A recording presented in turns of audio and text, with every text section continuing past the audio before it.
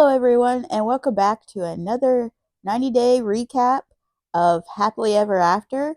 I'm so happy that you decided to click on my video. Please like and subscribe, and we'll hop right into it. We catch up with Ashley and Manuel, and they're on their way to a Catholic church. Manuel wants to show Ashley how it's different compared to her line of work.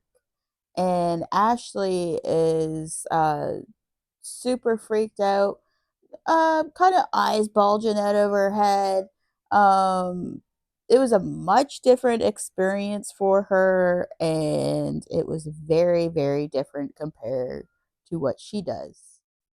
After the service ends, a deacon happens to talk to Ashley and Manuel, and she explains how she is a witch and how it is much different compared to what she practices spiritually. And the deacon is a little bit concerned. He tells us in the camera by himself that he feels like their home will never be unified since they have two different types of spiritual beliefs, and well being Catholic and Ashley being a practicing witch. The deacon suggests a slow introduction of her line of work to the family. He feels like it might be very overwhelming and that they'll just outright judge her right away. And obviously, this is not what Ashley wants. She wants to be accepted by the family. So we'll just have to see how it works and plays out. But this is what the deacon is suggesting, is just a slow introduction. I don't know, from her confessionals, it seems like she's like, I don't want to hide myself. But Manuel's only trying to protect her and keep the peace between his family and her. We also find out after that when they get back home and are packing for the trip, that Manuel mistakenly thinks his family lives in New York when really they live in New Jersey. And this doesn't bother Ashley much. She's unfazed. She's like, okay, we'll just switch plans. She is more nervous for getting together with the family and for her being a witch. She just wants to be accepted. But I feel like Ashley shouldn't just put it out there right away, even though she does not want to hide who she is, which I totally understand. The next episode, it shows us them getting together with the family, so we'll just have to see how it all plays out. Back with Nicole and Mahmoud, we see them, they're still on the pier, and Mahmoud is leaving, he's walking away. Nicole is very upset. She says that she's just trying to make him happy, and she felt like he was being super bummed out by everything the whole time he was there until he seen that Muslim lady that we were talking about in the last episode that he was staring down. And his eyes apparently lit right up after he seen her. And this makes her feel insecure and upset. And obviously, she tells him to go back to Egypt if that's what he really wants. Sorry. And this upsets Mahmoud because his whole point of being there in the States is to be there for Nicole. But Mahmoud, if you're there for Nicole, you need to open up a little bit. I understand it's only been a couple days, but it's a different country, it's a different culture. Give it a try. Feels like you're not even giving it a try. Next thing we see is Nicole trying to get a hold of Mahmoud. She calls him and he says that he's taking a lift to the airport. He's going back to Egypt. And she questions him. She doesn't know what a lift is. I honestly thought it was some kind of drive service, but no, he did not take a driving service. He just made a left. That's what he meant by lift.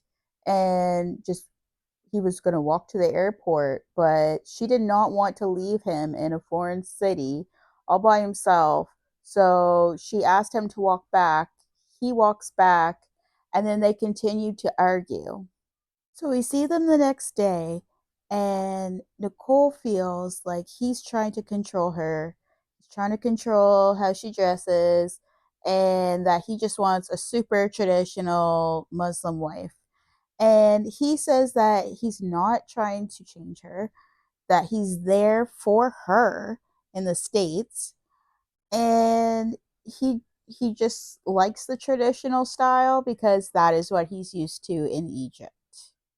Mahmoud also tells us that he feels that even though it's only been a couple days, Nicole expects him to assimilate to American culture very fast. Like that night, they plan on going to meet Nicole's friends, and everything was fine until Nicole put on a dress. And in the back of the dress, apparently it showed her back a little bit, a little slit. And Mahmoud did not like that. He got very angry. They argued and he just stopped talking to her. She asked him a few times, like, hey, are you going to come? Are you going to come and meet my friends with me? And he says no. He threatens her with divorce. She does not like this, obviously. Uh, she asks him to grow up, to just, get it together. Come on, are you going to come out? Like, my friends are meeting with me, and if we don't meet up with them, it's rude, Mahmoud. And he doesn't really care. He says he's not going, so she leaves alone. Next, we have Rob and Sophie, and she's at a pool with her friends, including Kay, and she's talking about how she had a great date with Rob the night before. She also discussed Callum to them, and they ask her if Callum likes her, and she just kind of shrugs and laughs, and then they all laugh. So take that as you will. And then Rob shows up to join them, and Kay happens to ask Rob what is his insight or his side of the story of the relationship or perspective on things. And he admits he has faults, that he has not been the best at the relationship, but he's trying real hard for Sophie. And he also says that, this is why I'm here, but he happens to bring up Callum, and that's why he's going to bring up, or that's why he's going to meet Callum as well, which is a little weird. So they found it a little weird as well. And Kate asks him if he's jealous or insecure. He says he's not, but in confessionals, we see that he has had exes who have left him for their best guy friends. And then Callum finally joins them. All of Sophie's friends get up to meet or greet him, and even Rob, he gets up, he shakes his hand. Uh, Sophie and Callum start talking about all the wild times they had in Portugal, being each other's wingmen. As they were chit chatting, Callum happens to bring up that him and Sophie had dated a long time ago. This catches Rob off guard, and he's like, what? You guys dated? And I guess they dated when they were 16, 17 years old. Sophie doesn't think it's a big deal because she didn't sleep with him. It wasn't a big thing for her. It wasn't like he was her boyfriend. They just went on a couple dates and then decided that they were just better off as friends. But Rob, now he sees this as, oh, he's trying real hard to get back in the good graces with Sophie, especially after the online cheating. But he feels that he's being lied to, and Sophie lied or hid this information from him. He's making it out to seem like a way bigger deal than what it actually is. So Rob gets up, he excuses himself, he says he's going to the bathroom, but really he's going outside to collect his thoughts. We see him be emotional when he's talking about this, and he finally collects himself all together, walks back inside, and then it leaves off the episode with him saying, come on, Sophie, I want to talk to you for a minute. And they both walk outside. We catch up with Kobe and Emily next, and Kobe is going to the hairdresser to have his hair done for the wedding. He meets up with his friends, and his friends are kind of concerned. They have questions.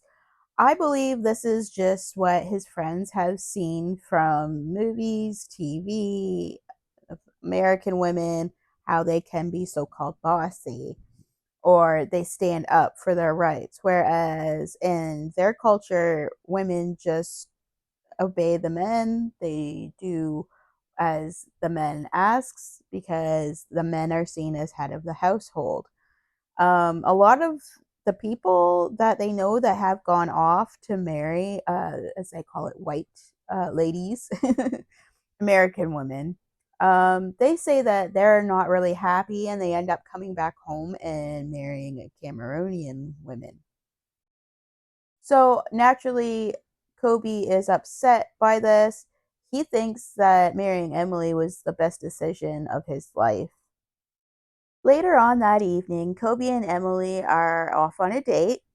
Emily was a little bit annoyed about being left at the hotel all day. She wanted to do more things as a family. And so she asks, well, how are things with you and your friends since you left me at the hotel all day? Kobe says that they were just talking about guy stuff, and Emily keeps asking, I think she asked about 2 or 3 times, like, well, what were you guys talking about?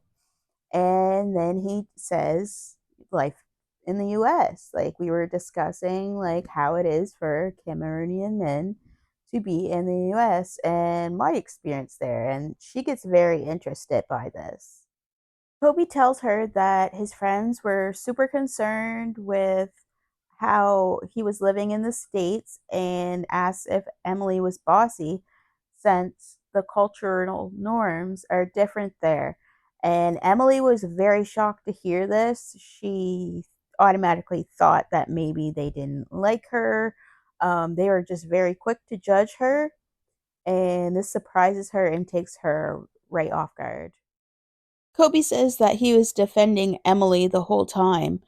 Emily is concerned with what Kobe had told her, and she gets annoyed and she kind of like acts sarcastically, well, speaking sarcastically with him, and that's where we leave off with Kobe and Emily.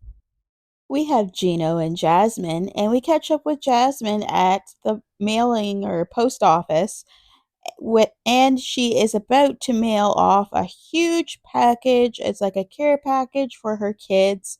She meets up with Michelle, who is Gino's cousin in law, and she tells Michelle what had happened and how her kids will not be able to come to the States for at least 2 years because Gino forgot to put them or omitted to putting them on her K1 visa application. Michelle is shocked. She's like, "Oh, did he hire a lawyer?" Jasmine tells Michelle that Gino did not want to hire a lawyer at all. He says they spent too much money on the wedding. As you guys know, he doesn't have the money and he just doesn't want to do it. Michelle says that she will talk to Dana, which is Gino's cousin, and get Dana to talk to Gino.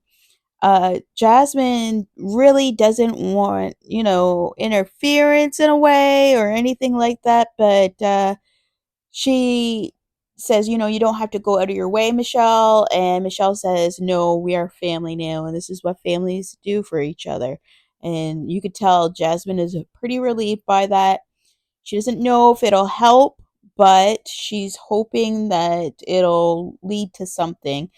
She is so upset and crying, guys, that she tells Michelle that she wants to go back to Panama. And honestly, she seems quite serious about it because she's missing her kids that badly. And I'm just glad to see that Jasmine is putting her children over Gino. It's kind of nice to see because sometimes we see these ladies come over and they don't talk about their kids too much. In fact, we figure out that they have kids from online. So it's just a nice change of pace, and it's nice to see how much Jasmine loves her children and how much she's willing to do or even give up for them. So then we see Gino and Dana, and they're hanging out and they're driving around in a car. They pull back up into the driveway and they're cleaning the car, and then they begin to chit chatting about what's going on in Gino's life and talking about the lawyer and Jasmine's kids because obviously he told him that Michelle and Jasmine had talked, and Michelle's his wife, and she tells him things, so he knew a little of what was going on. Dana tries to really hit it at home with Gino, like tries to really get him to understand that 2 years for a parent is a very long time to go without seeing your child. And Gino claims to know that, oh, he understands, but I don't think he really understands. Dana was quite surprised when Gino said that it was also Jasmine's fault why the application was done the way it was, that it was also her responsibility, and she should have also made sure that her children were on there. Um, Newsflash, I think it was more or less your responsibility, and you're just trying to slide the blame at least a little bit onto her. And this was your doing. You brought her over here. And now you guys are suffering the consequences of not doing the paperwork properly. Dana highly suggests Gino get a lawyer. Gino says he doesn't have the money for that, as we all know. And, we've heard the same excuses from him. Dana says, no, Gino, like you really need to hire a lawyer and make sure that this thing is done properly. Gino says that Jasmine is always threatening, to go back to Panama, and Dana says, no, it's serious this time, and you need to really start taking this seriously, and you should make sure all your eggs are in order and hire that lawyer. Next, we catch up with both of them. They're going to the wedding photographer studio to look at their photos and I believe picking up their wedding photos. Uh, Jasmine says that things still aren't that great at home between her and Gino, and they were looking through the pictures. She gets overwhelmed because she was thinking about all of the things that Gino had promised, especially with bringing her kids over. And obviously that's not happening at the moment, and she gets very overwhelmed. She tells us that she's been very, very stressed out because of the whole situation, and because her body is reacting to the stress, it's making her alopecia worse, so her hair is falling out and we can actually see a visible bald spot on Jasmine. I feel terrible for her. This isn't, a kind of thing that anyone should have to go through. She looks at the pictures and gets very emotional. She excuses herself and walks out. And then Gino just kind of sits there. He thanks the wedding photographer and gathers everything and then just tries to go hunt Jasmine down. And last we have Ed and Liz, and they're having a family cookout for the 4th of July. And Ed's family's there, and Liz's family is going to be there. And she just really wants her family to see what she sees in Ed. When Liz's family gets there, Liz's mom finally takes Ed off to the side and speaks with him. And she was telling him how she's kind of on the fence still about the whole thing.